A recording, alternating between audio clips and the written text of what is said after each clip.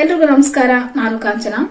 ನಮ್ಮ ಭಾರತದಲ್ಲಿ ಕೆಲವು ನಗರಗಳಿಗೆ ಅಲ್ಲಿರುವಂತಹ ಜನಪ್ರಿಯವಾದಂತಹ ವಿಷಯಗಳಾಗಿರ್ಬೋದು ಅಥವಾ ವಸ್ತುಗಳಿಂದ ಆಗಿರ್ಬೋದು ಆ ನಗರಗಳಿಗೆ ಬೇರೆ ಬೇರೆ ಹೆಸರುಗಳಿಂದ ಕರೀತಾರೆ. ಹೇಗಂದ್ರೆ ಈಗ ನಾವು ಬೆಂಗಳೂರು ತಗೊಂಡ್ರೆ ಸಿಲಿಕಾನ್ ವ್ಯಾಲಿ ಆಫ್ ಇಂಡಿಯಾ ಅಥವಾ ಸಿಲಿಕಾನ್ ಸಿಟಿ ಅಂತ ಕರೀತಾರೆ. ಯಾಕಂದ್ರೆ ಇಲ್ಲಿ ಇಡೀ ದೇಶದಲ್ಲಿ ಅತಿ ಹೆಚ್ಚು ಸಾಫ್ಟ್ವೇರ್ ನ ಎಕ್ಸ್ಪೋರ್ಟ್ ಮಾಡೋದಲ್ದಿರ ಇದು ಸೆಮಿ ಕಂಡಕ್ಟರ್ ಹಬ್ ಆಗಿದೆ. ಹಾಗೇನೆ ಹಲವಾರು ಟೆಕ್ ಕಂಪನಿಗಳ ಹೆಡ್ ಕ್ವಾರ್ಟರ್ಸ್ ಬಂದು ನಮ್ಮ ಬೆಂಗಳೂರಿನಲ್ಲೇ ಕಾಣಬಹುದು ನಾವು. ಮತ್ತೆ ಹಾಗೇನೆ ಜೈಪುರವನ್ನ ಪಿಂಕ್ ಸಿಟಿ ಅಂತ ಕರೀತಾರೆ. 1876ರಲ್ಲಿ ಅಲ್ಲಿರುವಂತಹ ರಾಜ ರಾಮ್ ಸಿಂಗ್ ಅನ್ನೋ ವ್ಯಕ್ತಿ ಅಲ್ಲಿ ಮೋಸ್ಟ್ ಆಫ್ ಬಿಲ್ಡಿಂಗ್ಸ್ ಬರೀ ಪಿಂಕ್ ಕಲರ್ ನಲ್ಲೇ ಬಣ್ಣವನ್ನ ಹಾಕ್ಸಿರ್ತಾನೆ. ಯಾಕಂದ್ರೆ ಅಲ್ಲಿಗೆ ಬ್ರಿಟನ್ ರಾಣಿ ವಿಕ್ಟೋರಿಯಾ ವಿಸಿಟ್ ಮಾಡ್ತಾಳೆ ಅನ್ನೋ ಕಾರಣಕ್ಕೆ ಆತ ಹೀಗ್ ಮಾಡಿರ್ತಾನೆ. ಸೊ ಅವತ್ತಿಂದ ಈ ಸಿಟಿಗೆ ಪಿಂಕ್ ಸಿಟಿ ಅಂತ ಹೆಸರು ಬಂತು. ಮತ್ತೆ ಹಾಗೇನೆ ಇನ್ನ ಒಂದು ನಮ್ಮ ರಾಜ್ಯದ ಪಕ್ಕದಲ್ಲಿರುವಂತದ್ದು ಸಿಟಿ ಆಫ್ ಪರ್ಲ್, ಮುತ್ತುಗಳ ನಗರ. ಅದ್ಯಾವುದು ಅಂದ್ರೆ ಹೈದರಾಬಾದ್. ಇವತ್ತಿನ ವಿಡಿಯೋನಲ್ಲಿ ಹೈದರಾಬಾದ್ ನ ಕಂಪ್ಲೀಟ್ ಸ್ಟೋರಿ ನಿಮ್ಗೆ ತಿಳಿಸ್ಕೊಡ್ತೀನಿ. ಅದಕ್ಕೂ ಮುಂಚೆ ಯಾರಾದ್ರೂ ನಮ್ಮ ಚಾನಲ್ಗೆ ಹೊಸದಾಗಿ ಬಂದಿದ್ರೆ ದಯವಿಟ್ಟು ಸಬ್ಸ್ಕ್ರೈಬ್ ಮಾಡ್ಕೊಳ್ಳಿ, ಸಪೋರ್ಟ್ ಮಾಡಿ. ಹಾಗೇನೆ ಇವತ್ತಿನ ವಿಡಿಯೋನಲ್ಲಿ ಮುತ್ತುಗಳ ನಗರ, ಈ ಹೈದರಾಬಾದ್ ನ ಹಿಸ್ಟರಿ ಏನು ಅಂತ ತಿಳ್ಕೊಳ್ಳೋಣ. ಹಾಗೇನೆ ಹೈದರಾಬಾದ್ಗೆ ಸಿಟಿ ಆಫ್ ಪರ್ಲ್ ಅಂತ ಏನಕ್ಕೆ ಹೆಸರು ಬಂತು, ಏನಿದ್ರ ಸ್ಟೋರಿ ಅಂತ ನೋಡೋಣ ಬನ್ನಿ.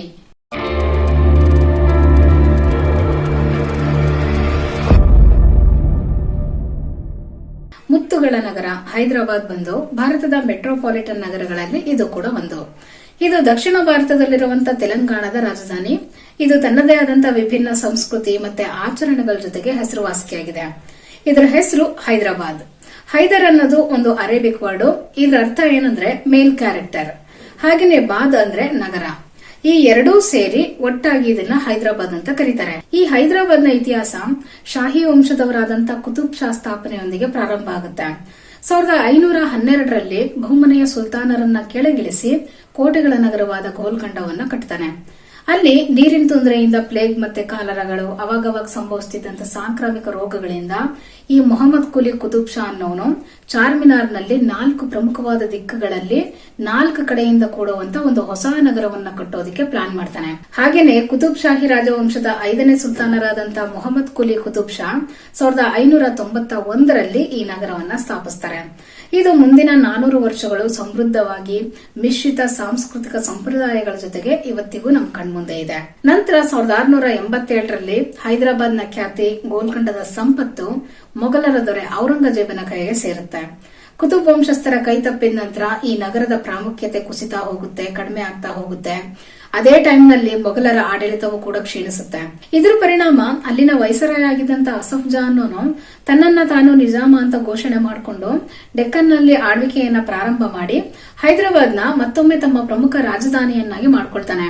ನಂತರ 18ರಿಂದ 20ನೇ ಶತಮಾನದ ಮಧ್ಯಭಾಗದಲ್ಲಿ ಸುಮಾರು 200 ವರ್ಷಗಳ ಕಾಲ ಆಗಿನ ಹೈದರಾಬಾದ್ ಅನ್ನ ಆಳ್ತಿದ್ದಂತ ನಿಜಾಮರಿಗೆ ಈ ಮುತ್ತುಗಳು ಅಥವಾ ಪರ್ಲ್ ಮೇಲೆ ತುಂಬಾ ಅವರಿಗೆ ಒಲವಿರುತ್ತೆ. ಸೊ ಈ ಒಲವಿನಿಂದ ಆಸೆಯಿಂದ ಪ್ರಪಂಚದ ಬೇರೆ ಬೇರೆ ಭಾಗಗಳಿಂದ ಈ ಕುಶಲಕರ್ಮಿಗಳನ್ನ ಕರೆಸಿಕೊಂಡು ಇಲ್ಲಿಗೆ ಕೆಲಸಕ್ಕೆ ಇಟ್ಕೊಳ್ತಾ ಇದ್ರು. ಹಾಗೇನೆ ಹೇರಳವಾಗಿ ಭಾರತಕ್ಕೆ ಮುತ್ತುಗಳನ್ನ ಇಂಪೋರ್ಟ್ ಮಾಡ್ಕೊಳ್ತಾ ಇದ್ರು. ಮತ್ತೆ ಅಲ್ಲಿರುವಂತಹ ಜನರಿಗೂ ಕೂಡ ಇವುಗಳನ್ನ ಕೊಡ್ಲಾಗ್ತಿತ್ತು ಅಂತ ಹೇಳ್ತಾರೆ. ನಂತರ ಇದರಿಂದ ಈ ಹೈದರಾಬಾದ್ ಅನ್ನೋದು ಸಿಟಿ ಆಫ್ ಪರ್ಲ್ ಅಥವಾ ಮುತ್ತುಗಳ ನಗರವಾಗಿತ್ತು ಅಂತ ಹೇಳ್ಬೋದು. ನಂತರ 1798ರಲ್ಲಿ ಹುಸೇನ್ ಸಾಗರ್ ಪ್ರದೇಶವನ್ನ ಆಳ್ತಿದ್ದಂತವನು ಸಿಕಿಂದರ್ ಜಾ ಅಂತ. ಇವನೇನ್ ಮಾಡ್ತಾನೆ, ಇವನು ಮತ್ತೆ ಬ್ರಿಟಿಷ್ ಈಸ್ಟ್ ಇಂಡಿಯಾ ಕಂಪನಿ ರಾಜಕೀಯ ಒಪ್ಪಂದವನ್ನ ಮಾಡಿಕೊಂಡು ಈ ಹುಸೇನ್ ಸಾಗರ್ನ ಉತ್ತರ ಭಾಗಕ್ಕೆ ಸಿಕಿಂದ್ರಾಬಾದ್ ಅಂತ ಹೆಸರಿಡಲಾಗುತ್ತೆ. ಈ ಕುತುಬ್ ವಂಶಸ್ಥರು ಹೈದರಾಬಾದ್ ಅನ್ನ ಸುಮಾರು 171 ವರ್ಷಗಳ ಕಾಲ ಆಳ್ವಿಕೆ ಮಾಡಿ ಹೈದರಾಬಾದ್ ನ ಅಭಿವೃದ್ಧಿಗೆ ಶ್ರಮ ವಹಿಸಿರ್ತಾರೆ. ಇವ್ರ ಕಾಲದಲ್ಲಿ ಗೋಲ್ಕಂಡದ ವಜ್ರಗಳು, ಮುತ್ತುಗಳು ಈ ಪ್ರಪಂಚದ ಬೇರೆ ಬೇರೆ ಭಾಗಗಳಿಗೆ ಎಕ್ಸ್ಪೋರ್ಟ್ ಆಗ್ತಿರ್ತವೆ. ನಂತರ 1687ರಲ್ಲಿ ಮೊಘಲ್ ದೊರೆ ಸತತವಾಗಿ 8 ತಿಂಗಳುಗಳ ಕಾಲ ನಡೆಸಿದಂತ ಮುತ್ತಿಗೆಯಿಂದ ದಾಳಿಯಿಂದ ಈ ಗೋಲ್ಕಂಡವನ್ನ ವಶಪಡಿಸಿಕೊಳ್ತಾನೆ. ಹಾಗೇನೆ 1893ವರೆಗೆ ಪರ್ಷಿಯನ್, ನಂತರ 1894ವರೆಗೆ ಈ ಉರ್ದು ಭಾಷೆ ಹೈದರಾಬಾದ್ ನ ಅಧಿಕೃತ ಭಾಷೆ ಆಗಿರುತ್ತೆ.